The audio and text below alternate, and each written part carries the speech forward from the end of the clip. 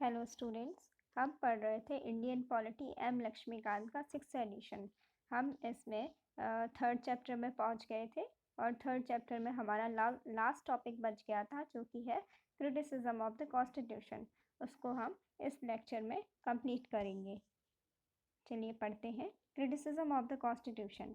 हमारे कॉन्स्टिट्यूशन, जो हमारा इंडिया का कॉन्स्टिट्यूशन बनकर तैयार हुआ था, उसमें जो विभिन्न जो कि डिफरेंट डिफरेंट जो कॉन्स्टिट्यूशनल एक्सपर्ट्स थे, उन्होंने किस तरीके से क्रिटिसाइज़ किया था, उस बारे में कॉन्स्टिट्यूशन के क्रिटिसिज्म में अपने क्या क्या व्यूज़ दिए दिए हैं डिफरेंट डिफरेंट लोगों ने, उसको हम यहाँ पर पढ़ेंगे।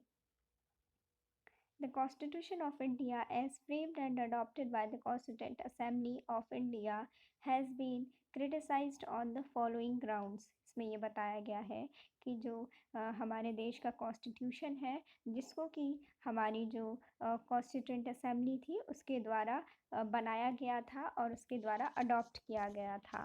ठीक है, तो उसके लिए जो विभिन्न जो भी कॉन्स्टिट्यूशनल एक्सपर्ट हैं, डिफरेंट डिफरेंट और कुछ कॉन्स्टिट्यूंट असेंबली के मेंबर्स ही हैं जिन्होंने इसे क्रिटिसाइज़ किया है इंडियन कॉन्स्टिट्यूशन को। तो अब हम उनको पढ़ेंगे। ठीक है, किस किस ग्राउंड्स पे उनके क्या क्या व्यूज़ थे, ये हम इसमें पढ़ेंगे। फर्स्ट है ए बोरोड कॉन्स्टिट्यूशन। कहा गया है क्रिटिसाइजर्स के द्वारा कि जो इंडियन कॉन्स्टिट्यूशन है वो एक बोरोड कॉन्स्टिट्यूशन है। मीन्स ये एक ओरिजिनल वर्जन नहीं है, इसको हमने कहीं से बोरो किया है, इसको हमने उधार लिया है। The critics opined that the Indian constitution contains nothing new and original. Critics ऐसा कहते हैं कि जो इंडियन कॉन्स्टिट्यूशन है उसमें कुछ भी नया नहीं है और ये ओरिजिनल नहीं है, अपने आप में ये क्या है, ओरिजिनल नहीं है। They described it as a borrowed constitution और ए बैग ऑफ बोरोइंग्स और ए hodgepodge constitution और a patch work of several documents of the world constitution. उन्होंने कहा है कि जो ये इंडिया का कॉन्स्टिट्यूशन है ये एक बोरोड कॉन्स्टिट्यूशन है। मीन्स कि ये एक उधार लिया हुआ कॉन्स्टिट्यूशन है, इसको बैग ऑफ बोरोइंग्स कहा गया है।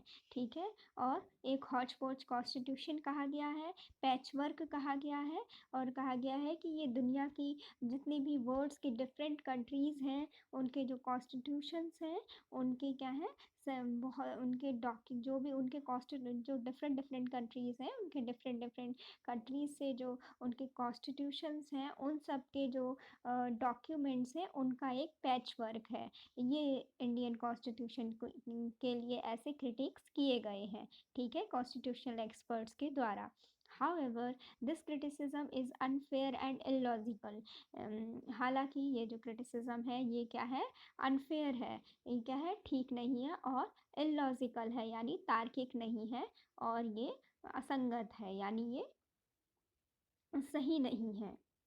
This is because the framers of the Constitution made necessary modifications in the features borrowed from other constitutions for their suitability to the Indian conditions, at the same time avoiding their faults. इसमें ये कहा गया है कि ऐसा इसलिए कह रहे हैं क्योंकि जो हमारे इंडियन कॉन्स्टिट्यूशन के फ्रेमर्स थे, जो इंडियन कॉन्स्टिट्यूशन के मेकर्स थे, इंडियन कॉन्स्टिट्यूशन को बनाने वाले लोग थे, उन्होंने जो अदर कंट्रीज से जो भी फंक्शंस को लिया था, उन्होंने उसमें मॉडिफिकेशंस किए थे, जो ऐसे ज़रूरी मॉडिफिकेशंस किए थे जो कि इंडियन कंडीशंस के लिए सुटेबल हो।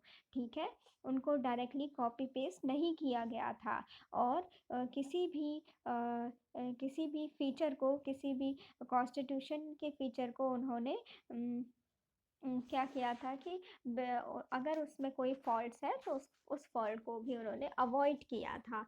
सारी चीज़ें चेक करके ही इन्होंने अपने कॉन्स्टिट्यूशन में कोई भी प्रोविज़न को डाला था। ऐसा नहीं था कि इन्होंने किसी भी वर्ल्ड के कॉन्स्टिट्यूशन को देखा हो और उसको डायरेक्टली कॉपी कर लिया गया हो। नहीं, क्या किया गया था, पूरा उसका स्टडी किया गया था। उसके बाद अपने इंडियन सोसाइटी और इंडियन सोशल, पॉलिटिकल और जो यहाँ की इकोनॉमिक कंडीशंस थी, उसको देखते हुए उस अकॉर्डिंग हमारे कॉन्स्टिट्यूशन में उन प्रोविजंस को मोल्ड किया गया था और उसके बाद ही उन कॉन्स्टिट्यूशन को एक नया रूप देकर हमारे कॉन्स्टिट्यूशन में फर्दर एडिशन किया गया था।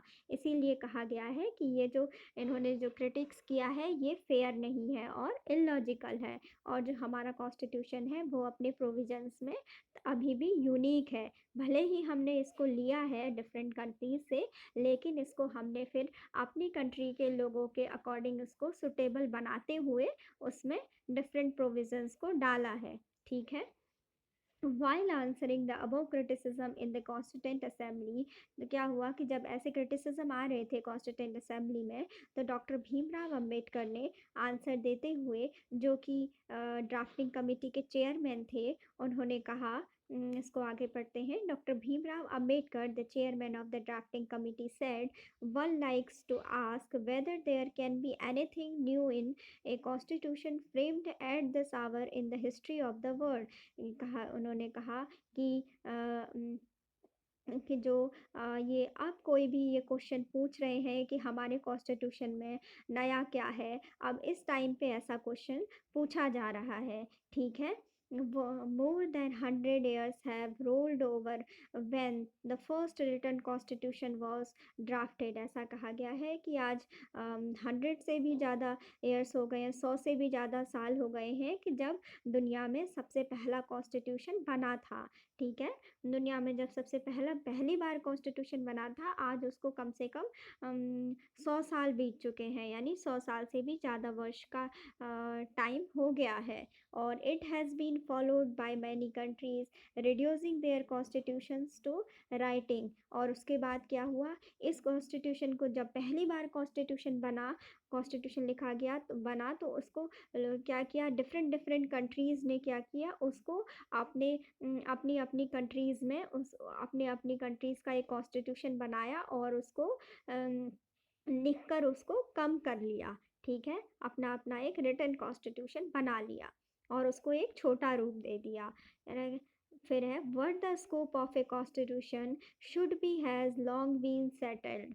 ठीक है। ये कहा गया कि जो कॉन्स्टिट्यूशन का जो स्कोप है वो किस प्रकार से वो सेटल होना चाहिए। ठीक है। उसका क्या स्कोप होना चाहिए उसके बारे में अभी आगे बताएंगे कि उस हिसाब से अपनी अपनी कंट्री के अकॉर्डिंग कह रहे हैं कि सब ने ढाल लिया। ठीक है। सबसे पहले इन्होंने बताया कि आज वो टाइम हो गया है कि आप इस टाइम पे पूछ रहे हैं कॉन्स्टिट्यूशन की हिस्ट्री के बारे में या कॉन्स्टिट्यूशन के बारे में पूछ रहे हैं कि क्या नया है, जबकि आज वह स्थिति है कि वर्ल्ड में जो है 100 साल पहले ही इससे 100 साल पहले ही वर्ल्ड में जो कॉन्स्टिट्यूशन बनने की शुरुआत हो चुकी थी, और उसके बाद ही उससे इंस्पिरेशन लेके जो वर्ल्ड की अदर कंट्रीज़ थी उन्होंने अपना कॉन्स्टिट्यूशन बनाना स्टार्ट किया, उसको उसको रिटन किया और उसको शॉर्ट बनाया। और उन्होंने ये कहा गया है कि डिफरेंट डिफरेंट कंट्रीज़ ने अपने अकॉर्डिंग इसको सुटेबल बनाया कि जो और वही प्रोविज़न डाले जो उनकी कंट्रीज़ के लिए सुटेबल थे। ठीक है। कि उन्होंने देखा कि उनका जो कॉन्स्टिट्यूशन है वो कैसे सेटल होता है, किस टाइम से उनकी जो सोशल हैं, जो भी कल्चरल हैं, जो भी इकोनॉमिकल और ज्योग्राफिकल जो भी फैक्टर हैं, वहाँ पर उस कंट्री में वो कैसे सूटेबल बैठता है, इस अकॉर्डिंग इस कॉन्स्टिट्यूशन को अलग अलग कंट्रीज़ ने फिर अपने अकॉर्डिंग उसको ढाला था और अपना एक डॉक्यूमेंट बनाया था। ठीक है। Similarly, what are the fundamentals of a constitution are recognized all over the world। ये कहा गया है कि उसी प्रकार जो जो भी हमारे कॉन्स्टिट्यूशन के जो फंडामेंटल्स हैं, जो उसके बेसिक आइडियाज़ हैं, वो क्या हैं, हमारे ऑल ओवर वर्ल्ड वो तो सेम ही रहेंगे। और इस प्रकार से जब क्या हुआ कि एक कॉन्स्टिट्यूशन बना, उसके बाद उससे देखा अलग अलग कॉन्स्टिट्यूशंस ने उससे भी कुछ नई नई चीज़ें उसने अपने कॉन्स्टिट्यूशन में ली। ऐसा इसलिए कहा गया है क्योंकि किसी भी गवर्नमेंट को चलाने के लिए, किसी भी देश को चलाने के लिए जो बेसिक प्रिंसिपल होंगे, जो भी कॉन्स्टिट्यूशन के जो बेसिक एलिमेंट्स होंगे, वो तो हमेशा ही सेम रहेंगे। ठीक है। वो ऐसा नहीं है कि किसी देश के लिए अलग हो जाए। जैसे कि इसमें अगर हम एग्ज़ाम्पल लें, जैसे राइट टू फ्रीडम है, वो हर किसी ह्यूमन के लिए चाहिए, ठीक है? हर किसी सिटीज़न के लिए चाहिए, फिर वो किसी भी कंट्री का हो, अगर उसे अपनी कंट्री को एक डेमोक्रेटिक कंट्री बनाना है। तो ऐसे ही ये जो प्रिंसिपल हैं, जैसे मान लीजिए हमने अपने इंडिया के कॉन्स्टिट्यूशन में अमेरिकन कॉन्स्टिट्यूशन से क्या लिया? फंडामेंटल राइट्स का प्रोविज़न हमने लिया है। तो जो फंडामेंटल राइट्स हैं, अब कोई हमसे ये कहे कि आपने फंडामेंटल राइट्स को अमेरिकन कॉन्स्टिट्यूशन से कॉपी कर लिया है, तो ये तो कोई बात नहीं हुई। बिकॉज़ ऐसा क्यों? क्यों? क्योंकि जो फंडामेंटल राइट्स का प्रोविज़न है, वो तो एक वो कॉन्स्टिट्यूशन का, ठीक है? चाहे वो वर्ल्ड का कोई भी कॉन्स्टिट्यूशन हो, उसका एक बेसिक प्रिंसिपल है, उसका एक बेसिक आइडिया है। फिर उसे चाहे अमेरिकन कॉन्स्टिट्यूशन ले, या फिर उसे इंडिया में अप्लाई किया जाए, या फिर उसे फ्रांस में अप्लाई किया जाए, या फिर उसे किसी भी अदर कंट्री में अप्लाई किया जाए, वो प्रिंसिपल तो ह्यूमैनिटी के लिए या फिर सिटीजन्स के लिए सेम ही बना रहेगा, क्योंकि वो अपना ओरिजिनलिटी में क्या है, वो एक कॉन्स्टिट्यूशन का मूल एलिमेंट है, एक क्या है, एक बेसिक एलिमेंट है कि जिससे क्या है, किसी भी कंट्री को अच्छे से एडमिनिस्टर किया जा सकता है, उसके लोगों को अच्छे से गवर्न किया जा सकता है, ठीक है? तो इसीलिए ऐसा डॉक्टर भीमराव अंबेडकर ने कहा कि ये क्या है, हमने कॉपी नहीं किया है, ये तो दुनिया वर्ल्ड के हर किसी कॉन्स्टिट्यूशन में ये जो बेसिक चीज़ें हैं कॉन्स्टिट्यूशन की, ऐसा नहीं है कि अगर जैसे फंडामेंटल का कॉन्सेप्ट एक बार अमेरिकन कॉन्स्टिट्यूशन ने अपने उसमें डाल दिया, तो उसको हर जगह हम यही कहेंगे कि कोई अदर कंट्री उसको अपने में इंक्लूड नहीं कर सकती, ऐसा नहीं है। इसीलिए उन्होंने ऐसा कहा था। फिर नेक्स्ट देखते हैं।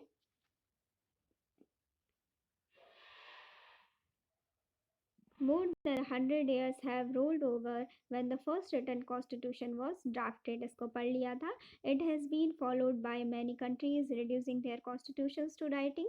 ये भी पढ़ लिया था. What the scope of a constitution should be has long been settled. ठीक है. Similarly, what are the fundamentals of a constitution are recognized all over the world. ये कहा गया है कि इसी प्रकार से जो अब एक देश का संविधान बना, फिर दूसरे देश का संविधान बना, तो ऐसे इस प्रकार जो ये कॉन्स्टिट्यूशन था, इसके जो बेसिक फंडामेंटल्स थे, ठीक है, फंडामेंटल आइडियाज़ थे, जो इसके बेसिक्स थे, वो क्या थे, पूरे वर्ल्ड में रिकॉग्नाइज्ड हो गए, यानी सब जगह जाने पहचाने लगे कि ये क्या है, एक एक कॉन्स्टिट्यूशन की पहचान है, एक अच्छे कॉन्स्टिट्यूशन के ये क्या है, फंडामेंटल्स हैं, उसकी मूल बेसिक ये चीज़ें हैं। जैसे कि उसमें कोई भी कॉन्स्टिट्यूशन है, वो अपने सिटीजन्स को क्या देगा, वो फ्रीडम देगा, राइट टू फ्रीडम देगा, और राइट टू लिबर्टी देगा। ये सब चीज़ें क्या है, कॉन्स्टिट्यूशन के एक fundamental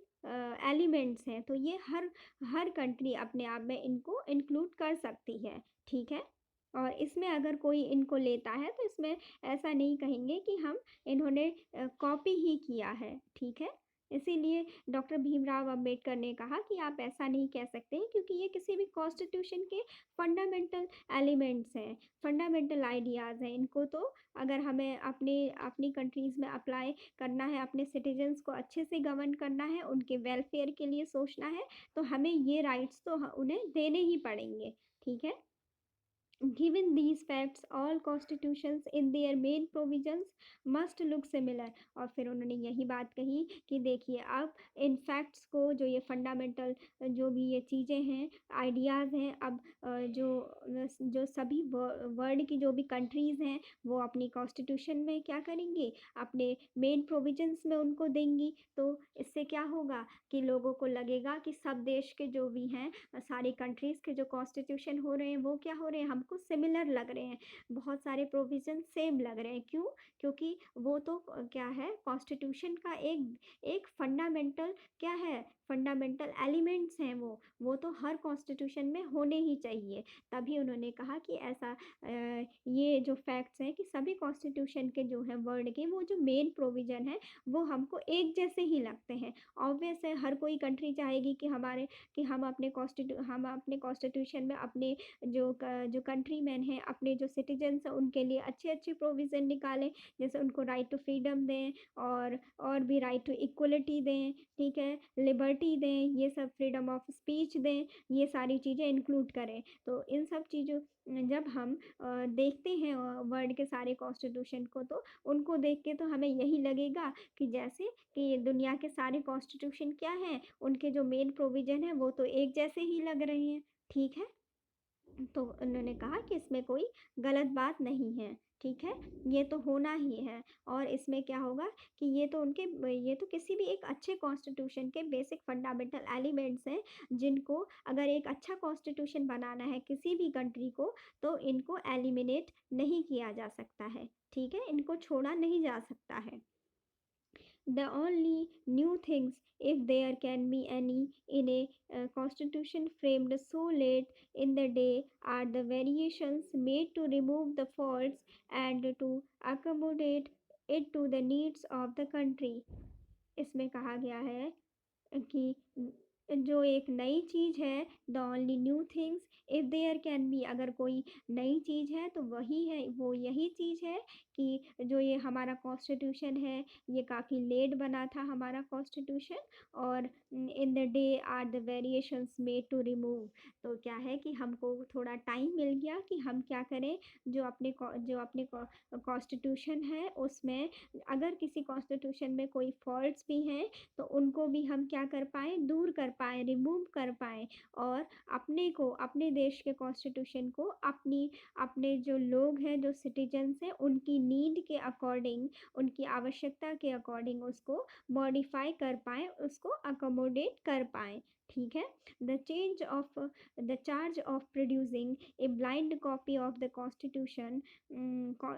constitution of other countries is based, ये कहा गया डॉक्टर भीमराव अंबेडकर के द्वारा कि जो ऐसा कहा गया है, ये जो मेरे ऊपर चार्ज लगाया गया है हमारे ऊपर, कि हमने क्या किया है कि जो इंडियन कॉन्स्टिट्यूशन है, ये दूसरी कंट्रीज़ की एक टोटली ब्लाइंड कॉपी हमने बना दी है, मतलब डायरेक्टली इसको कॉपी कर लिया है बिना सोचे समझे हमने। तो मुझे ये लगता है कि I am sure on an adequate study of the constitution, कि जो लोग ऐसा कह रहे हैं उन्होंने ठीक प्रकार से कॉन्स्टिट्यूशन को स्टडी नहीं किया है, ठीक है? डॉक्टर भीमराव अंबेडकर इसमें ये कहते हैं कि अगर जो लोग ऐसा कह रहे हैं कि हमने जो इंडिया का कॉन्स्टिट्यूशन है वो डायरेक्टली दूसरी कंट्रीज से बिना सोचे समझे डायरेक्टली कॉपी कर लिया है जो का ये क्या है, वो गलत सोच रहे हैं। इसका मतलब है कि जो लोग ये क्रिटिक्स कर रहे हैं, उन लोगों ने हमारे संविधान को अच्छे से स्टडी ही नहीं किया है, उन लोगों ने हमारे संविधान को अच्छे से पढ़ा ही नहीं है, ठीक है? ये बताया है उन्होंने।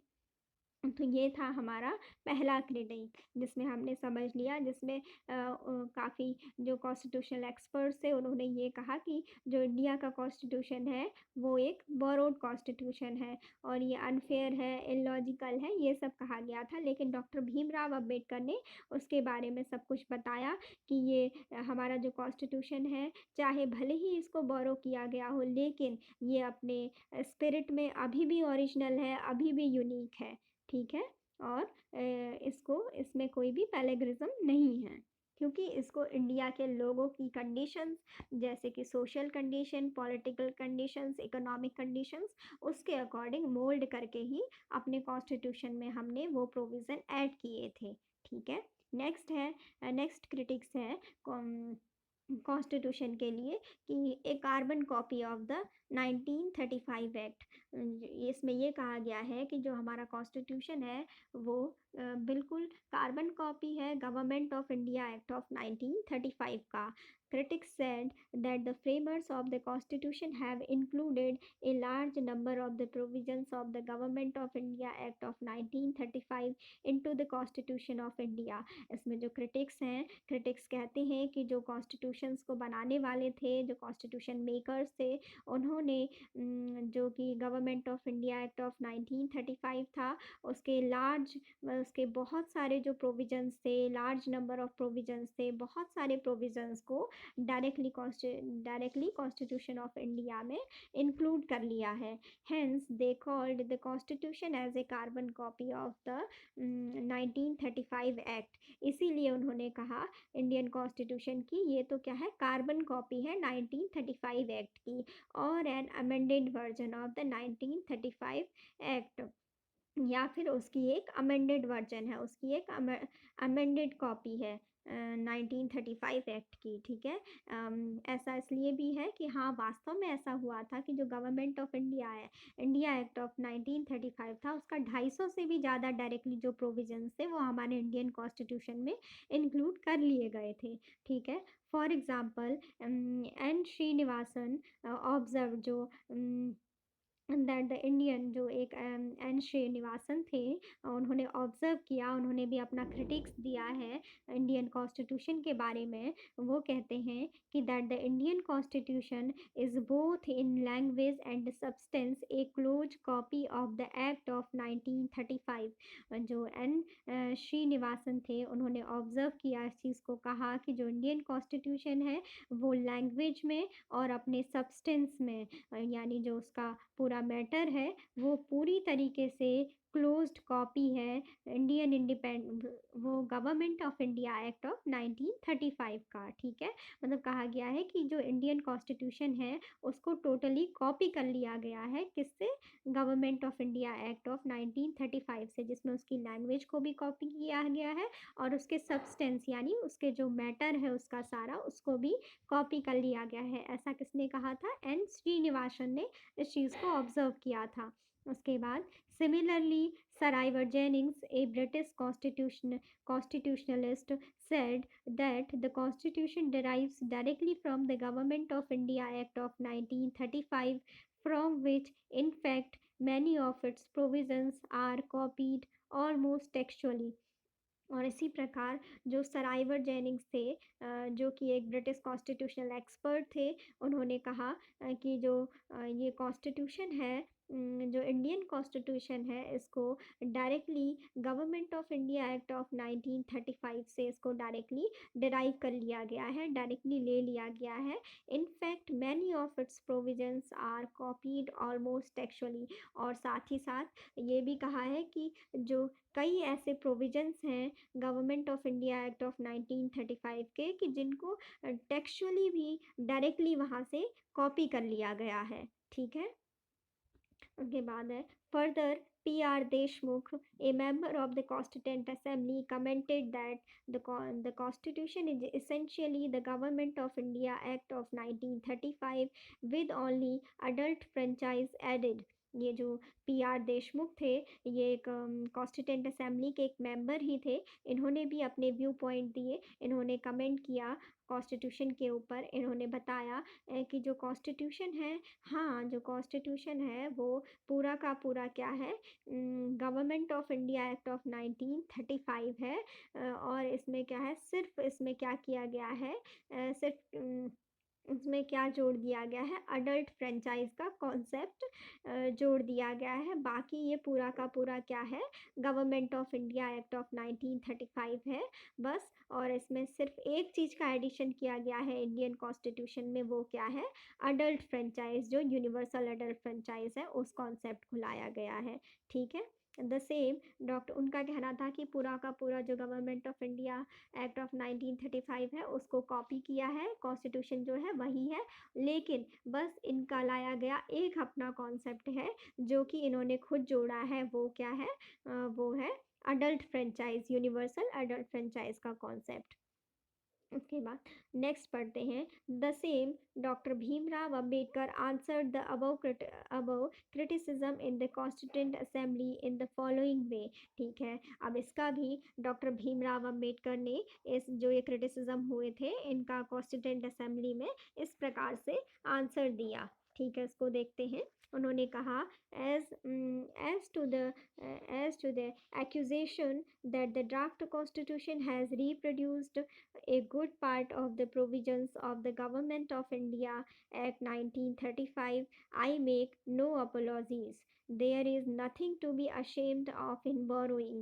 It involves no plagiarism. इन्होंने कहा, डॉक्टर भीमराव अंबेडकर ने कहा कि कि जैसा कि जो वो आरोपित किया गया है या हमारे ऊपर जो आरोप लगाया गया है कि जो ड्राफ्ट कॉन्स्टिट्यूशन है उसको कि ड्राफ्ट कॉन्स्टिट्यूशन है जो पूरा का पूरा क्या है कॉपी किया गया है। उन्होंने कहा कि जो ये government of India act of 1935 था उसके जो भी हमको जो अच्छे पार्ट लगे, जो उसके अच्छे भाग लगे, जो इंडियन सोसाइटी के लिए फिट बैठ रहे थे, उसमें हमने उसको उसमें फर्दर जो इम्प्रूवमेंट किया, फर्दर अमेंड करके उसको रिप्रोड्यूस करके उसके अच्छे पार्ट्स को, उसके जो हमारे इंडियन सोसाइटी में फिट बैठ रहे थे, ऐसे पार्ट को government of India act of 1935 के उसको हमने अपने कॉन्स्टिट्यूशन में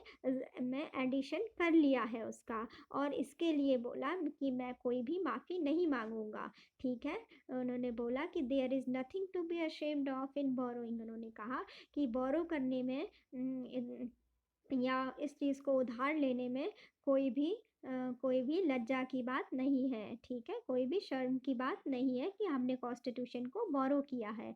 ठीक है। It involves no plagiarism. इन्होंने कहा कि ये जो है जो हमारा कॉन्स्टिट्यूशन है इसमें कोई भी पैलेग्रिज्म नहीं है। क्यों? कहा गया कि इसको डायरेक्टली कॉपी नहीं किया गया है। इसमें क्या किया गया है, हमने कुछ फर्दर इसमें अपनी सोसाइटी के according, Indian society, Indian culture, Indian economic situation, Indian geographical situation, उसके अकॉर्डिंग उसमें प्रोविजंस को मोल्ड कर दिया है। उसके बाद ही हमने इसको अपने कॉन्स्टिट्यूशन में इंक्लूड किया। ये डॉक्टर भीमराव अंबेडकर ने कहा और कहा कि इसमें कोई भी लज्जा की बात नहीं है कि हमने इसको बोरो किया है और इसमें कोई पैलेग्रिज्म भी नहीं है। ठीक है, यानी इसमें हमने अपने सुधार किए हैं, अपने अमेंडमेंट्स किए हैं, डायरेक्टली कॉपी नहीं किया है। No holds any patent rights in the fundamental ideas of the constitution. यही कहा है कि जो कॉन्स्टिट्यूशन के फंडामेंटल आइडियाज हैं, चाहे वो किसी भी देश का हो, इसमें किसी के भी क्या है पेटेंट राइट्स नहीं है। ऐसा नहीं है कि एक बार किसी देश ने अपना संविधान बना लिया, अपना कॉन्स्टिट्यूशन बना लिया, कोई तो और उसमें उसने ऑब्वियस है कि उसमें वो फंडामेंटल आइडियाज़ को डालेगा, उसके बिना तो कॉन्स्टिट्यूशन बन ही नहीं पाएगा। ठीक है, तो अगर उसके बाद किसी अदर कंट्री इन्हीं फंडामेंटल आइडियाज़ को अगर यूज़ करती है अपने कॉन्स्टिट्यूशन में, तो क्या उसको कॉपी कहा जाएगा? नहीं, ऐसा नहीं है। ठीक है? ऐसा कहा कि कोई भी कंट्री अगर अपना कॉन्स्टिट्यूशन बनाती है, तो उसको पूरा इस बात का अधिकार है कि वो जो ये कॉन्स्टिट्यूशन के जो ये बेसिक आइडियाज़ हैं, जो फंडामेंटल आइडियाज़ हैं, उनको अपने कॉन्स्टिट्यूशन में इंक्लूड कर सकती है, चाहे वो दूसरे कॉन्स्टिट्यूशन में पहले से इंक्लूडेड हो या ना हो। ठीक है।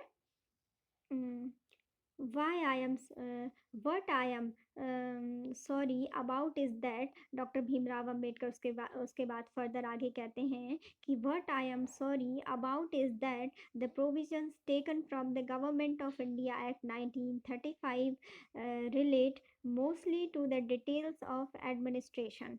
ये कहते हैं कि मैं बस इस चीज़ के लिए सॉरी कहता हूँ, मुझे इस चीज़ के बारे में थोड़ा सा दुख है या खेद है कि जो government of India act of 1935 है उसके जो भी एडमिनिस्ट्रेटिव प्रोविजंस थे उसको ज़रूर हमने अपने कॉन्स्टिट्यूशन में डायरेक्टली इनेक्ट कर लिया था, उसमें हमने कोई भी चेंजेस नहीं किए थे। ऐसा डॉक्टर भीमराव अंबेडकर ने कहा, ऐसा हमने इसलिए भी नहीं किए, चेंजेस हम एडमिनिस्ट्रेटिव प्रोविजंस में इसलिए भी नहीं लाए थे और उनको directly government of India act of 1935 से लेके अपने कॉन्स्टिट्यूशन में उनको ऐड कर दिया था डायरेक्टली विदाउट एनी चेंजेस। ऐसा इसलिए किया गया क्योंकि हमारे कॉन्स्टिट्यूशन मेकर्स को ये लगा था कि जो ये ब्रिटिश एडमिनिस्ट्रेशन का जो ये सिस्टम है वो अभी तक का सबसे बेस्ट सिस्टम था, तो हमारे इंडिया में यही सिस्टम आगे भी चलना चाहिए।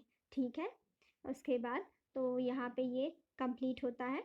दूसरा जो क्रिटिसिज्म था, a carbon copy of the 1935 act.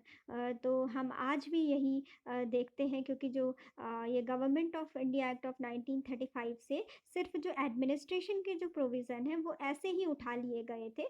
तो उस चीज़ के लिए बोलते हैं कि हाँ, ज़रूर मुझे खेद है कि मैंने उसको डायरेक्टली कॉपी कर लिया हमने अपने कॉन्स्टिट्यूशन में, लेकिन वो भी कॉपी इसलिए किए गए क्योंकि हम अपने देश के लिए जो है सबसे अच्छा, पूरे वर्ल्ड में सबसे बेस्ट एडमिनिस्ट्रेशन सिस्टम लाना चाहते थे, जो कि उस टाइम पे हमें ब्रिटिशर्स के सिस्टम में मिल ही रहा था। और बेशक आज भी जो हमारा ये एडमिनिस्ट्रेशन सिस्टम है, वो हम उसी चीज़ को फॉलो करते हुए आ रहे हैं, और आज हमारा जो एडमिनिस्ट्रेशन है वर्ल्ड में, जो इंडिया का, वो काफ़ी अच्छा चल रहा है, और हमारी जो कंट्री है वो डेवलप डेवलप कर रही है।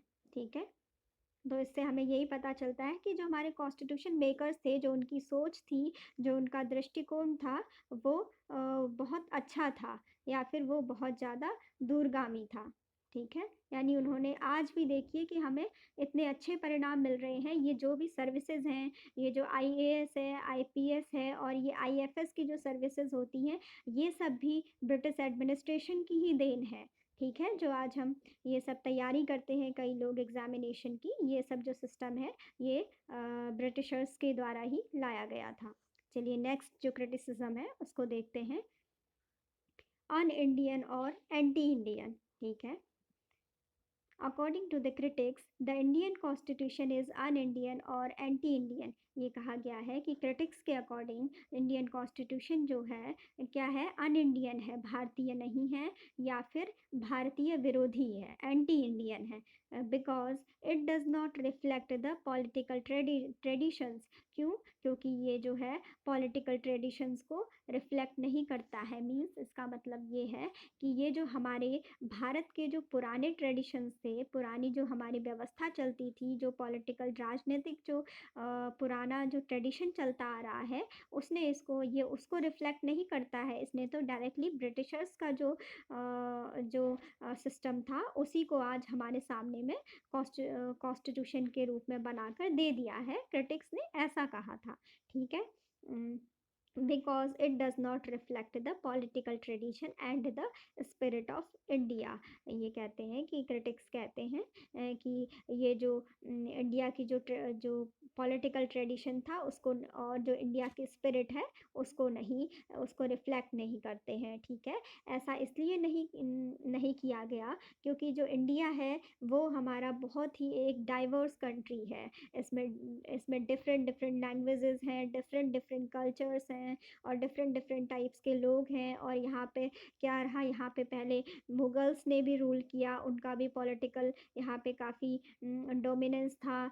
कई हिंदू किंग्स थे, उन्होंने भी यहाँ पे अपना किंगडम इस्टेब्लिश किया था। तो हम ऐसे और कई और भी किंगडम्स थे कि जिन्होंने यहाँ पर अपना पॉलिटिकल एस्टेब्लिशमेंट किया था। तो हम ऐसा नहीं कह सकते हैं, फिर हम किसको छोड़ते कि क्या स्पिरिट नहीं। एक्चुअली इंडिया हमारा जो है बहुत ही वास्ट कंट्री है, तो यहाँ पे क्या है, बहुत ज़्यादा डाइवर्सिटी है, चाहे वो कल्चर में हो, चाहे वो हमारे जोग्राफिकल स्ट्रक्चर में हो, इसमें बहुत सारी चीज़ें हैं। तो इस वजह से हमने इसे पॉलिटिकल ट्रेडिशन में एक चीज़ को नहीं जोड़ा था। हमने क्या किया था कि जो ब्रिटिशर्स के द्वारा जो चीज़ें हमें दी गई उसी को हमने आगे बढ़ाया। ठीक है? क्योंकि हम उस टाइम पे उन्हीं के अधीन थे। तो ये क्रिटिक्स है, आगे पढ़ते हैं। They said that the foreign nature of the constitution make it unsuitable to the Indian situation. उन्होंने कहा कि जो विदेशी जो ये कॉन्स्टिट्यूशन का जो ये जो फॉरेन नेचर है, जो ये विदेशी नेचर है, ये क्या होगा, इंडियन सिचुएशन में सुटेबल नहीं होगा, इंडियन कंडीशंस के लिए ये काम नहीं करेगा। ठीक है?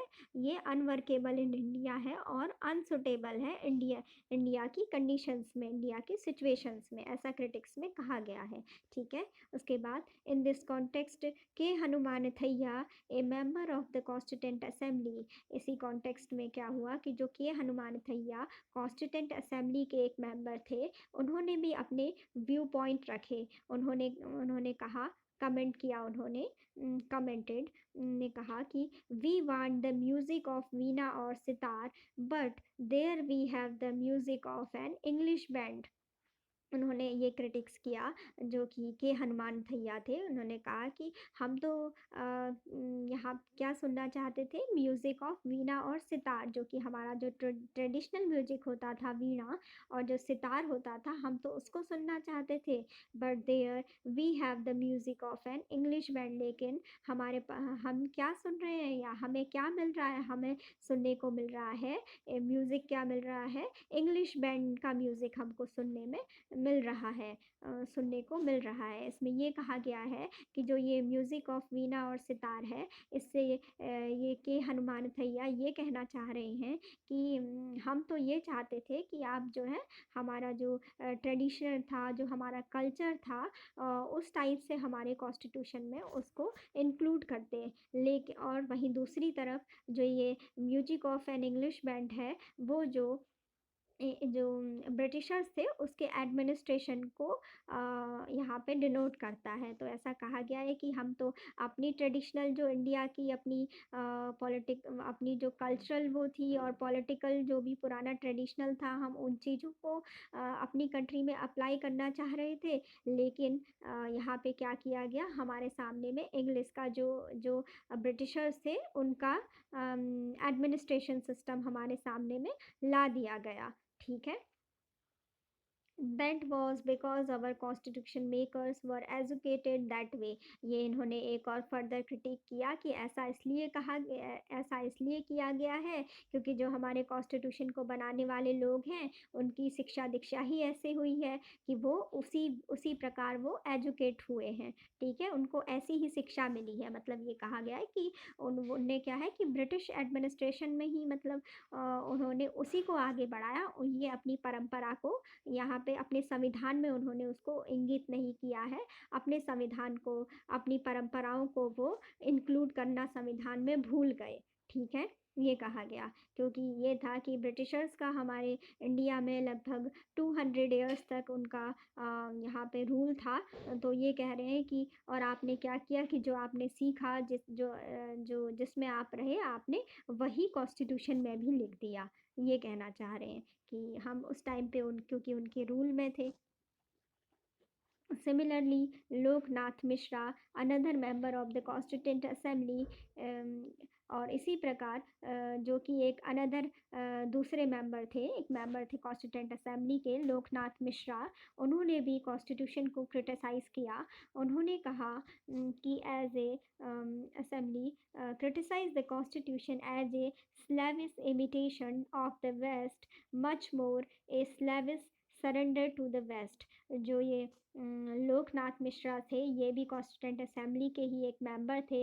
इन्होंने कॉन्स्टिट्यूशन को क्रिटिसाइज़ करते हुए ये कहा कि जो ये कॉन्स्टिट्यूशन बनाया गया है, ये क्या है, इन्होंने उन्हीं जो पश्चिमी सभ्यता है उसे उनके ही उनकी तरफ ही जाते हुए उनकी तरफ ही इसका झुकाव कर दिया है और इन्होंने क्या कर दिया है, पूरा सरेंडर कर दिया है। और ये संविधान जो है वो इनके अकॉर्डिंग इन्हें लगा कि ये कहते हैं कि जो इंडियन कॉन्स्टिट्यूशन है उसको पूरा समर्पित भी इन्होंने वेस्ट को ही कर दिया है। ठीक है, पश्चिमी सभ्यता को ही कर दिया है। ये कहना चाह रहे हैं कि ब्रिटेन जो कि पश्चिमी देश है, जो यानी जैसे ब्रिटिश है, बोल रहे हैं कि टोटली उसी को इन्होंने सरेंडर कर दिया उसको।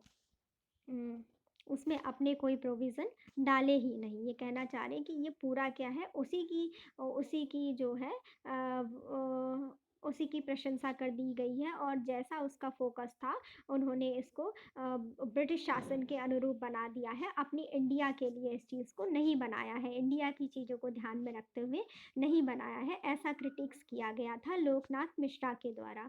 ठीक है। Further, Lakshmi Narayan Sahu, also a member of the constituent assembly, observed, जो कि उसके बाद लक्ष्मी नारायण साहू जो कि ये भी एक कॉन्स्टिट्यूंट कॉन्स्टिट्यूएंट असेंबली के मेंबर ही थे, ये भी एक सदस्य थे हमारी कॉन्स्टिट्यूएंट असेंबली के। इन्होंने ऑब्जर्व किया, इन्होंने कहा या इस चीज़ को कि the ideals on which this draft constitution is framed have no manifest relation to the fundamental spirit of India. उन्होंने कहा कि जो लक्ष्मण नारायण साहू थे, उन्होंने इस चीज़ को ऑब्जर्व किया कि जिन आइडियल्स पर आपने इंडियन कॉन्स्टिट्यूशन को फ्रेम किया है, उनका इंडिया की जो फंडामेंटल स्पिरिट है उससे कोई भी रिलेशन नहीं बनता है। उन्होंने ये कहा कि जो आपने जो कॉन्स्टिट्यूशन ड्राफ्ट किया है, वो उसमें आपने जो इंडिया की जो फंडामेंटल स्पिरिट है, जो उसकी मेन मौलिक चीज़ें हैं, उसको आपने उसमें इंक्लूड नहीं किया है। यानी उन्होंने कहा कि ये जो आपने अपना ड्राफ्ट कॉन्स्टिट्यूशन बनाया है, उसमें आपने इंडिया को इंक्लूड नहीं किया है, इसका इससे कोई रिलेशन नहीं है। ये इससे अलग तरीके से आपने बनाया है, इसमें इंडिया की चीज़ों को इंक्लूड नहीं किया है। इंडिया का जो एक फंडामेंटल स्पिरिट है, जो इंडिया का एक मूल स्वरूप है, उसको आपने इसमें इंक्लूड नहीं किया है, ठीक है। और जो आपका कॉन्स्टिट्यूशन है वो बिल्कुल अलग है, वो इंडिया की जो इंडिया का जो हमारा जो फंडामेंटल स्पिरिट है, जो इंडिया की मूल आत्मा है, उससे क्या है, बिल्कुल अलग है, जो आपका ये ड्राफ्ट जो कॉन्स्टिट्यूट किया गया है। This constitution would not prove suitable and would break down soon after being brought into the operation। इन्होंने ये भी कहा कि जो ये कॉन्स्टिट्यूशन है, ये इंडिया में क्या होगा, सुटेबल नहीं होगा, ठीक है।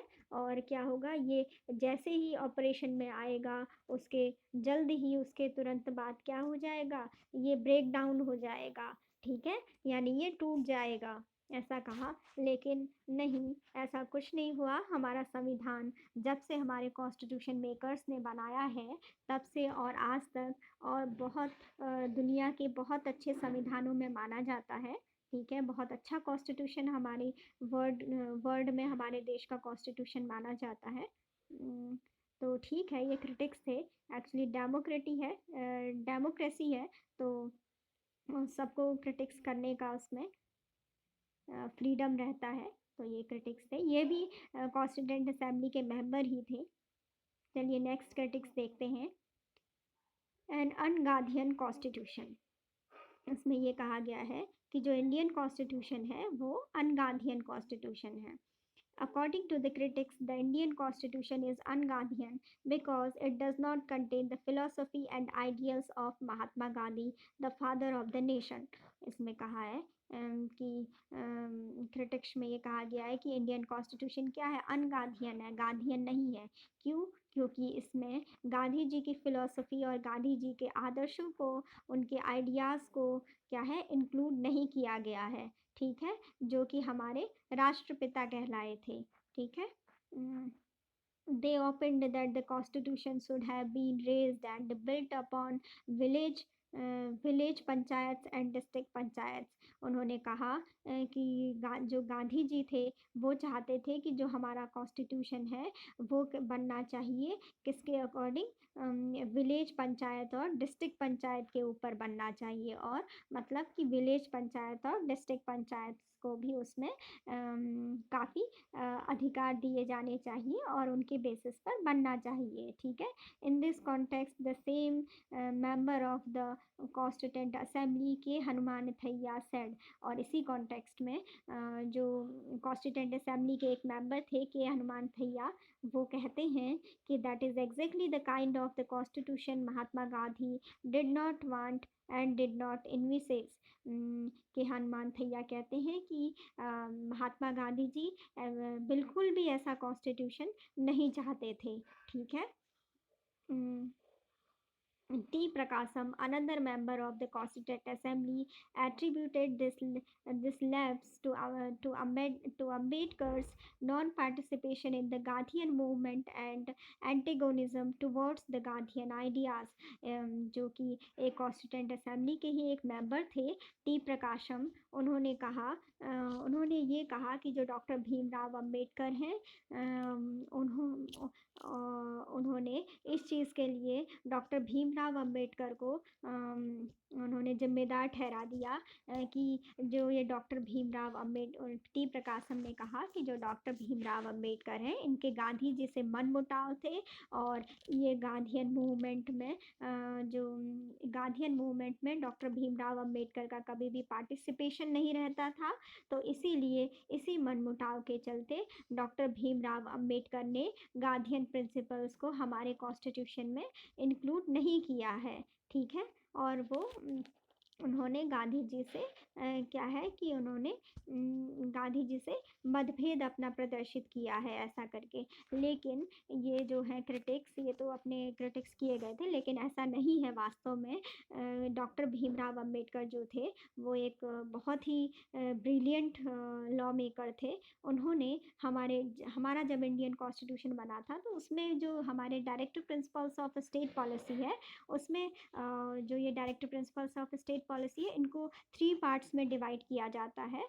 तो उसमें जो एक है गांधीयन प्रिंसिपल्स, ठीक है, तो उसमें पूरा डिवाइड किया गया है। ऐसी बात नहीं है, क्रिटिक्स किए गए थे, बट ऐसा नहीं है वास्तव में। जो है कि महात्मा गांधी जी के मूल्यों को उसमें माना गया था डीपीएसपी में, एक बल्कि एक पूरा कैटेगराइजेशन ही गांधीयन डीपीएसपी के नाम से किया गया है। उसको हम फर्दर आगे के चैप्टर्स में डिटेल में पूरा पढ़ेंगे, ठीक है। और उसके बाद और इसमें ये जो कहा गया था, हाँ, इन्होंने कहा कि महात्मा गांधी जी ऐसा चाहते थे कि जो पंचायत के लिए काम किया जाए और रूरल लेवल पे और डिस्ट्रिक्ट लेवल पे काम हो, विलेज लेवल पे ये सब काम हो, पंचायत को आगे बढ़ाया जाए, लोकल गवर्नमेंट्स का कॉन्सेप्ट भी आए। तो ये भी बाद में, ओरिजिनली तो नहीं था, लेकिन बाद में वही जो अभी हमने पढ़ा था अपने प्रीवियस लेक्चर में कि 73rd और 74th जो कॉन्स्टिट्यूशनल अमेंडमेंट होते हैं 1992 का, उसमें क्या होता है कि पंचायत का और म्यूनिसिपैलिटीज़ का कॉन्सेप्ट लाया जाता है, ठीक है। यानी जो थ्री टीयर गवर्नमेंट है और जो थर्ड टीयर है, वहाँ पर लोकल लेवल पे गवर्नमेंट का एस्टेब्लिशमेंट किया जाता है, जिसके अंतर्गत क्या होती है, पंचायत और म्यूनिसिपैलिटीज़ को भी एस्टेब्लिश किया जाता है, ठीक है। तो ये था कि क्रिटिक्स था चौथा, एन अनगांधीयन कॉन्स्टिट्यूशन। लेकिन इन्होंने तो कहा था, बट ऐसा नहीं है, हमारे कॉन्स्टिट्यूशन में इंक्लूड किया गया है गांधीयन प्रिंसिपल्स को, ठीक है, डीपीएसपी के अंतर्गत। उसके बाद फिफ्थ क्रिटिक्स देखते हैं, एलिफेंटाइन साइज। ये कहा गया है कि जो हमारा कॉन्स्टिट्यूशन है वो क्या है, विशालकाय रूप लिए हुए है, यानी एक बहुत बड़ा साइज है हमारे कॉन्स्टिट्यूशन का। The critics stated that the Indian constitution is too bulky and too detailed and contains some unnecessary elements। ये कहा गया, क्रिटिक्स कहते हैं कि जो इंडियन कॉन्स्टिट्यूशन है हमारा वो बहुत ज़्यादा बल्कि है, बहुत ज़्यादा डिटेल्स है, बहुत ज़्यादा डिटेल्ड है, ठीक है। और इसमें क्या है, बहुत ज़्यादा अननेसेसरी, जो कि क्या है, अपने आप में बहुत सारे अननेसेसरी एलिमेंट्स को लिए हुए है, ठीक है।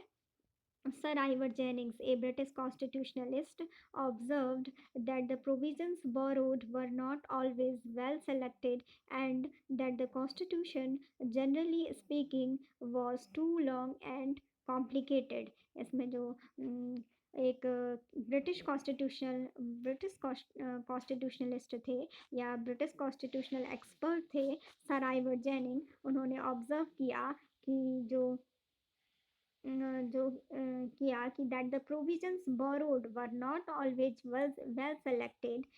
जो प्रोविजंस थे, उन्होंने कहा कि जो भी बोरो किए गए वो क्या थे, हमेशा वेल सेलेक्टेड नहीं थे, and that the constitution generally speaking was too long and complicated. और इससे क्या हो गया, सेलेक्टेड नहीं थे, यानी सभी प्रोविजंस को, बहुत सारे प्रोविजंस को हमारे ये जो इंडिया के कॉन्स्टिट्यूशन में इंक्लूड कर लिया गया, जिससे कि ये जो कॉन्स्टिट्यूशन है, जनरली स्पीकिंग, उन्होंने कहा कि ये जो कॉन्स्टिट्यूशन है वो बहुत ज़्यादा बड़ा हो गया है, टू लॉन्ग एंड कॉम्प्लिकेटेड बन गया है, ठीक है। उन्होंने कहा कि इन्होंने ऐसा नहीं है कि इन्होंने सेलेक्ट करके प्रोविज़न को नहीं लिया है, इन्होंने सारे ही प्रोविजंस को ले लिया है। और जिससे क्या हो गया है, जो इंडिया का कॉन्स्टिट्यूशन है वो क्या है, बहुत ज़्यादा बल्कि हो गया है, और क्या हो गया है, काफ़ी ज़्यादा बड़ा हो गया है, लॉन्ग हो गया है, और समझने में भी इसकी लैंग्वेज क्या है, कॉम्प्लिकेटेड हो गई है। उसके in the context H V. Kamath a member of the constituent assembly commented, ठीक है। और इसी संदर्भ में जो एच.वी. कामत थे, जो कि कॉन्स्टिट्यूंट असेंबली के ही एक मेंबर थे, उन्होंने फर्दर कमेंट किया कि the emblem and the crest that we have selected for our assembly is an elephant. उन्होंने कहा कि जो कि हमारी कॉन्स्टिट्यूंट असेंबली है, उन्होंने कॉन्स्टिट्यूंट असेंबली है उसने जो सिंबल लिया था कॉन्स्टिट्यूंट असेंबली का, जो एम्बलम था, वो क्या लिया था, वो एक एलिफेंट है, ठीक है। It is perhaps in the consonance with that our constitution took to is the bulkiest that the world has produced। उन्होंने कहा कि ये शायद ऐसा इसलिए है क्योंकि जो हमारा जो इंडिया का कॉन्स्टिट्यूशन है वो पूरे वर्ल्ड में सबसे ज़्यादा बल्कि कॉन्स्टिट्यूशन है और सबसे बड़ा कॉन्स्टिट्यूशन है। इसीलिए शायद ये जो है, हमने जो सिंबल लिया था अपनी कॉन्स्टिट्यूंट असेंबली का, वो क्या लिया है, एलिफेंट लिया है। इन्होंने उस एलिफेंट को जो है वो अपने बल्कीनेस, जो हमारी कॉन्स्टिट्यूशन की जो बल्कीनेस है, उसकी उसका जो बड़ा और जो लेंथीएस्ट प्रोविज़न है, उसको उन्होंने इससे कंपैरिजन कर दिया कि जो हमारा कॉन्स्टिट्यूशन का शेप है वो क्या है, बहुत ज़्यादा बल्कि हो गया है, यानी ये वर्ल्ड में सबसे ज़्यादा बल्कि है, ठीक है। शायद इसीलिए इन्होंने कि ये इन्होंने एलिफेंट को एम्बलम इसीलिए दिया है क्योंकि ये जो कॉन्स्टिट्यूशन है इंडिया का, ये वर्ल्ड के कॉन्स्टिट्यूशंस में सबसे ज़्यादा बल्कि है। He also said, I am sure the House does not agree that we should make the Constitution an elephantine one। उन्होंने कहा उसके बाद के वी कामत ने, वो कहते हैं कि मैं इस बात से श्योर हूँ कि हाउस जो है, जो कॉन्स्टिट्यूंट असेंबली है, वो कभी भी इस बात पे एग्री नहीं होगी कि उन्होंने क्या किया है कि एक एलिफेंटाइन साइज़ का कॉन्स्टिट्यूशन बना दिया है, एक बहुत बड़े साइज़ का कॉन्स्टिट्यूशन बना दिया है, ठीक है। तो ये भी था हमारा एलिफेंटाइन साइज़। ये है कि हाँ, वास्तव में हमारा जो कॉन्स्टिट्यूशन है हमारे देश का, वो बहुत बड़ा साइज़ है, उसका साइज़ बहुत बड़ा है, वर्ल्ड का सबसे बड़ा कॉन्स्टिट्यूशन हम कह सकते हैं इंडिया के कॉन्स्टिट्यूशन को। लेकिन ऐसा इसलिए नहीं है, ऐसा इसलिए है बल्कि क्योंकि जो हमारा इंडियन कॉन्स्टिट्यूशन है, उसमें सेंटर के लिए, स्टेट के लिए जो सारे प्रोविजंस हैं, वो एक सिंगल डॉक्यूमेंट, इसी डॉक्यूमेंट्स में दिए गए हैं। और साथ ही साथ जो भी एडमिनिस्ट्रेशन के, गवर्नमेंट को चलाने के लिए जो भी सारे प्रोविजंस हैं, वो सब हमारे कॉन्स्टिट्यूशन में इंक्लूड किए गए हैं। इसीलिए ये बल्कि हो गया है, बल्कि इसीलिए नहीं हो गया है कि हमने अननेसेसरी जो अननेसेसरी प्रोविजंस हैं अदर कंट्रीज से लिए हैं, ऐसा नहीं है, ठीक है, जैसा कि क्रिटिक्स में कहा गया था।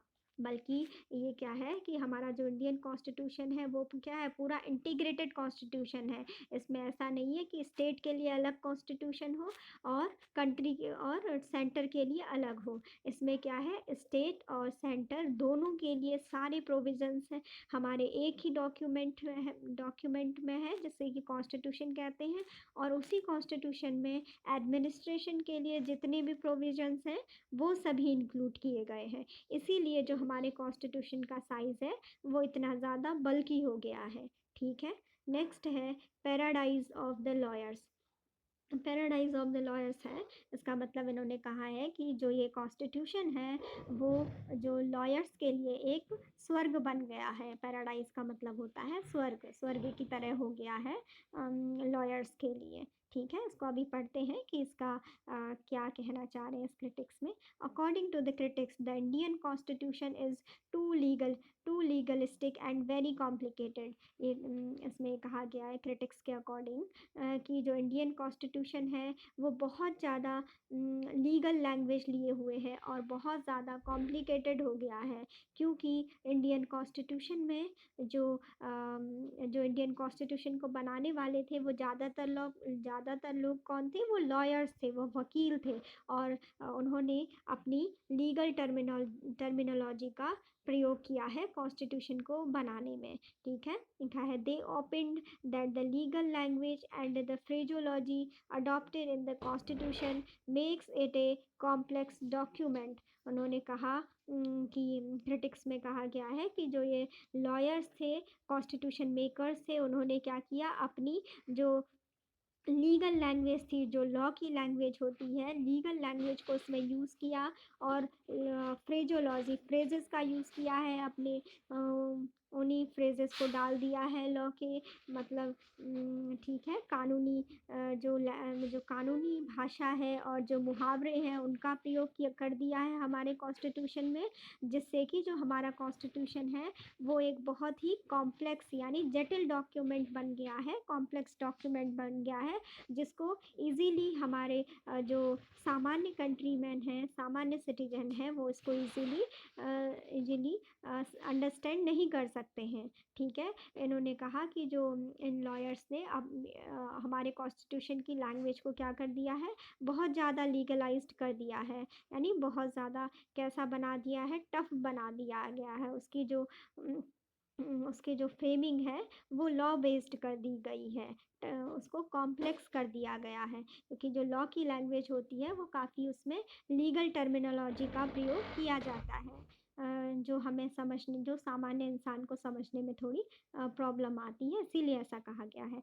The same sir Ivor Jennings called that it A lawyers paradise. ठीक है, और उन्होंने सर आइवर जेनिंग्स ने ही ये क्रिटिक्स दिया कि ये क्या है, कॉन्स्टिट्यूशन क्या है, ये इनके लिए एक लॉयर्स का एक स्वर्ग हो गया है, यानी उनके लिए एक बहुत बढ़िया, एक बहुत अच्छा उनके लिए वो हो गया है। ठीक है, एक अच्छा सुअवसर हो गया है लॉयर्स के लिए। इन दिस कॉन्टेक्स्ट एच के Maheshwari In the context of H.K. Maheshwari, a member of the Constituent Assembly, observed the draft tends to make people more litigious, more inclined to go to the law courts, less truthful, and less likely to follow the methods of truth and non-violence. इसमें ये कहा गया है, इसी context में जो H के माहेश्वरी थे, ये भी कॉन्स्टिट्यूंट असेंबली के एक मेंबर थे, इन्होंने इस चीज़ को ऑब्जर्व किया कि जो the draft tends to make people more litigious. उन्होंने कहा कि जो ये लैंग्वेज है, जो इस तरीके की जो ये लीगल वर्डिंग्स है, जो ये ड्राफ्ट्स हैं, जो कि लॉयर्स के द्वारा ऐसे लिखा गया है हमारे कॉन्स्टिट्यूशन को, ठीक है, तो ये लोगों को क्या बनाएगा, मोर लिटिगियस बनाएगा। ठीक है, लोगों को ज़्यादा मुकदमेबाज बनाएगा, जिससे कि लोग क्या होंगे, ज़्यादा लिटिगेशन को से ज़्यादा लिटिगेशन आएंगे, और क्या होंगे, लोगों को वो लैंग्वेज समझ में नहीं आएगी, तो उसको समझने के लिए लोग कहाँ जाएंगे, लॉ कोर्ट्स में जाएंगे, more incline to go to the law courts. उसके बाद वो लॉ कोर्ट्स जाएंगे, और उसके बाद less truthful and less likely to follow the methods of truth and non violence. इससे क्या होगा कि हमारा क्या है, जो बेसिक प्रिंसिपल हैं, फंडामेंटल प्रिंसिपल्स हैं, जो ट्रुथ और नॉन वायलेंस के, उसको भी क्या हो जाएगा, उसको भी फॉलो नहीं कर पाएंगे। ठीक है, less truthful and less likely to follow, लोग क्या होंगे, उसको फॉलो नहीं करेंगे, जो कि method of truth and non violence है। और इससे क्या होगा कि it may if it may say it if I may say so, the draft is really a lawyer's paradise। तो इन्होंने कहा कि अगर मैं इसे कहूँ, तो ये जो लैंग्वेज है, ये जो कॉन्स्टिट्यूशन की जो ये लीगल लैंग्वेज है, जो कि लॉयर्स ने इसको ऐसे करके ड्राफ्ट किया है, ये क्या है, रियली ए लॉयर्स पैराडाइज है। हाँ, ये क्या है, पूरी तरीके से वकीलों के लिए क्या है उनका एक बहुत उनके लिए बहुत ही क्या है एक स्वर्ग की तरह है, ठीक है। It opens up vast avenues of litigation and will give our able and ingenious lawyers plenty of work to do. तो कहा है कि इससे क्या होगा कि ज़्यादा से ज़्यादा लिटिगेशंस आएंगे और क्या होगा लोग कोर्ट्स में जाएंगे, जिससे कि क्या होगा हमारे लॉयर्स के पास फिर क्या होगा ज़्यादा काम मिलेगा उनको, ठीक है। ये बोला गया कि इसमें क्या है कि ये इन्होंने इन्होंने क्रिटिक्स में ये बताया गया है कि जो ये हमारे कॉन्स्टिट्यूंट असेंबली में जो लॉयर्स थे उन्होंने इस कॉन्स्टिट्यूशन की लैंग्वेज को बताया गया कि ये इन्होंने इतना लीगलाइज्ड इसको इसीलिए कर दिया है, इतना लीगल वर्डिंग इसलिए इसलिए कर दी है क्योंकि इसको क्या होगा कि सामान्य लोग जो हैं वो समझ नहीं पाएंगे। तो इसके लिए समझने के लिए क्या होंगे, काफ़ी लिटिगेशंस होंगे उसमें। तो वो लोग फिर सामान्य लोग जो हैं समझने के लिए कोर्ट्स आएंगे और वकीलों के पास आएंगे लॉयर्स के बाद, उससे क्या होगा उनको काम मिलेगा, ठीक है। और इसके बाद क्या होगा कि ये तो लॉयर्स के लिए एक बहुत अच्छा अवसर उनको मिल जाएगा, ठीक है। तभी इसको कहा गया है कि ये तो पैराडाइज ऑफ द लॉयर्स है, लॉयर्स के लिए एक स्वर्ग की तरह हो गया ये, क्योंकि जो लैंग्वेज है हमारे कॉन्स्टिट्यूशन की वो क्या है लीगल है काफ़ी। तो वो सामान्य लोग उसको समझ नहीं पाएंगे तो वो कहाँ जाएंगे, कोर्ट्स में आएंगे। कोर्ट्स में आएंगे तो क्या होगा उससे जो लॉयर्स का काम बढ़ेगा। तो लॉयर्स क्या करेंगे, ट्रुथफुली उसमें काम नहीं करेंगे, नॉन वायलेंस का जो सिद्धांत है वो उसको फॉलो नहीं करेंगे। लेकिन इससे क्या बोला गया कि इन्होंने इसको लॉयर्स ने अपने फ़ायदे के लिए यूज किया था ताकि उनको अपना और भी काम मिल सके, ठीक है। ऐसा क्रिटिक्स किया गया है। उसके बाद similarly, P.R. Deshmukh, another member of the Constituent Assembly, said, I should, however, like to say that the draft of the articles that have been brought before the House by the Dr. Ambedkar seems to my mind to be far too ponderous, like the ponderous terms of a law manual. जो PR. Deshmukh थे, उसी प्रकार ये भी constituent assembly के एक सदस्य थे, एक मेंबर थे। इन्होंने कहा कि अगर I should however like to say that the draft of the articles that have been brought before the house by doctor Ambedkar, ये कहते हैं कि अगर मैं जो डॉक्टर अंबेडकर जिस ड्राफ्ट को बनाकर लाए थे, जिन्होंने कि डॉक्टर भीमराव अंबेडकर ने जिस ड्राफ्ट को कॉन्स्टिट्यूएंट असेंबली के सामने में रिप्रेजेंट किया था, मुझे ऐसा लगता है मेरे माइंड में ऐसा आता है कि ये जो कॉन्स्टिट्यूशन है ये क्या है काफ़ी टू बी फार टू पॉन्डरस, ये क्या है बहुत ज़्यादा क्या है डल है, ये बहुत ज़्यादा क्या है कैसा इसकी लैंग्वेज जो है वो क्या है बहुत ज़्यादा डल है, बोरिंग है, ठीक है। और बहुत ज़्यादा क्या है डेलिबरेटिव है, यानी बहुत ज़्यादा एलोबरेटिव है, like the ponderous terms of a law manual. ऐसा लग रहा है कि जैसे क्या है ये कॉन्स्टिट्यूशन नहीं, ये तो कोई क्या है एक बहुत क्या है एक तरीके से एक ऐसी बोरिंग लैंग्वेज का एक क्या है एक लॉ मैनुअल है। ये हमारा कॉन्स्टिट्यूशन नहीं है बल्कि एक लीगल लैंग्वेज को लिया हुआ क्या है लॉ मैनुअल है, ठीक है। ऐसा इसलिए कहा गया कि जो लॉ मैनुअल होते हैं उनकी जो लैंग्वेज होती है वो काफ़ी बोरिंग होती है, उसमें काफ़ी डल वर्ड्स का यूज़ हो जाता है। डल इसीलिए बोला गया है क्योंकि वो काफ़ी कॉम्प्लेक्स वर्ड होते हैं, उसको हम लोग इजीली जो जनरल पीपल हैं वो आसानी से अंडरस्टैंड नहीं कर पाते हैं, ठीक है। A document dealing with a constitution hardly uses so much of padding and so much of verbiage. उन्होंने कहा कि जो पी.आर. देशमुख थे उन्होंने कहा कि जो कॉन्स्टिट्यूशन का जो ये डॉक्यूमेंट है ये जो है इतना ज़्यादा जो इसमें वर्ड्स इतना ज़्यादा जो इसमें वर्डिंग की गई है, इतना ज़्यादा जो इसको कवर अप किया गया है वर्ड्स के द्वारा, इतना जो इसको इतना विशाल बना दिया गया है, ठीक है। Perhaps it is difficult for them to compose a document which should be to my mind not a law manual but a but a socio political document. P R Deshmukh ji कहते हैं कि मेरे माइंड में इस चीज़ को देखकर ये नहीं लगता कि जो ये कॉन्स्टिट्यूशन है इसको क्या होना चाहिए, एक मेरे को ये होना चाहिए कि जो ये कॉन्स्टिट्यूशन है ये सोशियो पॉलिटिकल डॉक्यूमेंट होना चाहिए। लेकिन ये कैसा दिखाई दे रहा है, ये एक लॉ मैनुअल की तरह दिखाई दे रहा है कि जिसकी लैंग्वेज क्या है, बहुत ज़्यादा बोरिंग है, बहुत ज़्यादा लीगल टर्म्स को लिए हुए है अपने आप में, ठीक है। तो ये कहा है उन्होंने कि जबकि जो ये कॉन्स्टिट्यूशन का डॉक्यूमेंट है ये कैसा होना चाहिए था, ये अपने आप में एक सोशल पॉलिटिकल डॉक्यूमेंट है, ठीक है। ये क्या होना चाहिए, वाइब्रेटिंग होना चाहिए था, पल्सेटिंग होना चाहिए था, और ये एक लाइफ गिविंग डॉक्यूमेंट है, ठीक है। इसको लॉ मेकिंग जो कि लॉ मैनुअल की तरह नहीं होना चाहिए था। तो पी आर देशमुख ने कॉन्स्टिट्यूशन डॉक्यूमेंट के बारे में क्या क्रिटिक्स किया है कि उन्होंने कहा कि जो ये doctor Bhimrao Ambedkar constituent assembly में जो ये ड्राफ्ट लेके आए हैं ये कैसा लग रहा है, ये एक बहुत ज़्यादा पॉन्डरस लग रहा है। पॉन्डरस का मतलब है डल, एक लॉ मैनुअल की तरह लग रहा है, जबकि जो हमारा कॉन्स्टिट्यूशन होना चाहिए वो कैसा होना चाहिए, वाइब्रेटिंग होना चाहिए, यानी स्पंदन करता होना चाहिए, पल्सेटिंग होना चाहिए, ठीक है। कि जिसमें कुछ संवेदनाएं हो, एंड लाइफ गिविंग, ठीक है, लाइफ गिविंग डॉक्यूमेंट, जीवंत होना चाहिए।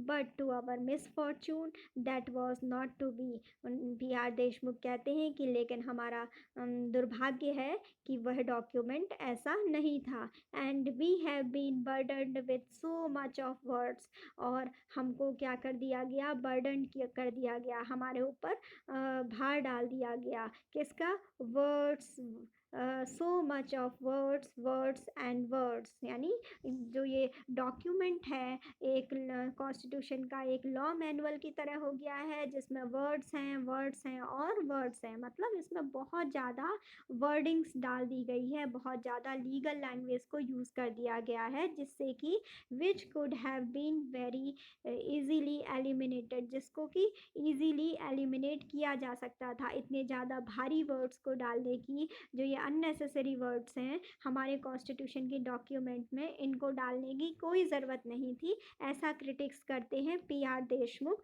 जो कि कॉन्स्टिट्यूंट असेंबली के ही एक मेंबर थे, ठीक है। तो यहाँ पे हमारा ये चैप्टर कंप्लीट होता है, ठीक ठीक है स्टूडेंट। तो आई होप कि आप लोगों ने इसको काफ़ी इंटरेस्टिंग तरीके से समझने की कोशिश की होगी। और इसके बाद कुछ ये है the constitution of India at a glance, इसमें कुछ सब्जेक्ट मैटर दिए हुए हैं, पार्ट्स दिए हुए हैं, आर्टिकल कवर्ड अंडर ये बताए गए हैं, इसमें एक लिस्ट है, टेबल है। उसके बाद एक नेक्स्ट टेबल है कि जो important articles of the constitution at a glance, इसमें जो भी इम्पोर्टेंट आर्टिकल हैं सारे लगभग लगभग जो इम्पोर्टेंट हैं वो बताए गए हैं, ठीक है। और उसके बाद इसमें ये बताया गया है कि शेड्यूल्ड ऑफ द कॉन्स्टिट्यूशन, जो इंडियन कॉन्स्टिट्यूशन के जो भी शेड्यूल्ड हैं वो बताए गए हैं कि कितने शेड्यूल हैं। तो इसको हम अभी हम, और उसके बाद एक और है कि सोर्सेज ऑफ द कॉन्स्टिट्यूशन, हमारे इंडियन कॉन्स्टिट्यूशन में जो डिफरेंट कंट्रीज़ हैं वहाँ से क्या क्या लिया गया है हमारे कॉन्स्टिट्यूशन में, हमारे कॉन्स्टिट्यूशन में क्या क्या सोर्सेज हमारे कॉन्स्टिट्यूशन में जो भी चीज़ें ली गई हैं, जैसे फंडामेंटल राइट्स वगैरह हैं, ये कहाँ से लिए गए हैं, ये इन टेबल में दिया गया है। इसको मैं नेक्स्ट लेक्चर में कवर अप करवा दूँगी। तो अभी यहीं तक रखते हैं इसमें, क्योंकि हमारा चैप्टर कंप्लीट हो गया है। ये टेबल्स में मैं एक नया लेक्चर कर दूँगी। Thanks for watching.